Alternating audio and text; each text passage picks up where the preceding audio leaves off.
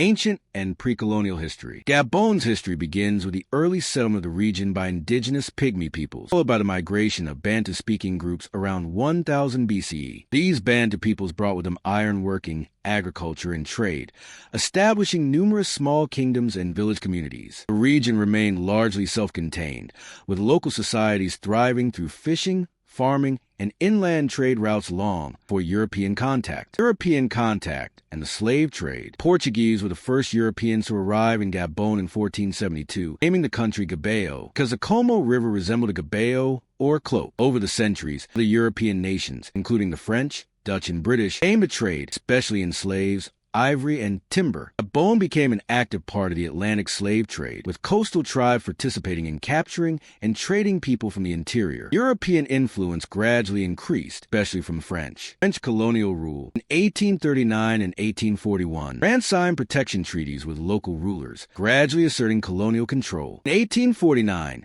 the French established a settlement of Libreville, Freetown, freed slaves. By 1910, Gabon was formally integrated into French Equatorial Africa, a colonial federation that included Chad, the Central African Republic, and the Republic of the Congo. Under French rule, infrastructure was limited, but the economy began focusing on resource extraction, particularly timber and later oil. The French also introduced formal education and Christianity to the region, independence and one-party rule. Gabon gained independence from France on August 17, 1960. Lion MBA became the country's first president. After his death in 1967, his vice president, Omar Bongo, took power and ruled for more than 4 decades. Under Bongo, Gabon became a one-party state dominated by the Gabonese Democratic Party, PDG. While the country enjoyed relative political stability and benefited from oil wealth, governance was marked by authoritarianism, patronage, and widespread corruption, multi-party politics, and the Bongo dynasty. Facing internal and external pressure, Gabon adopted a multi-party political system in the early 1990s. However, elections were often marred by allegations of fraud and manipulation. Omar Bongo remained in power until his death in 2009, after which his son, Ali Bongo Ondimba,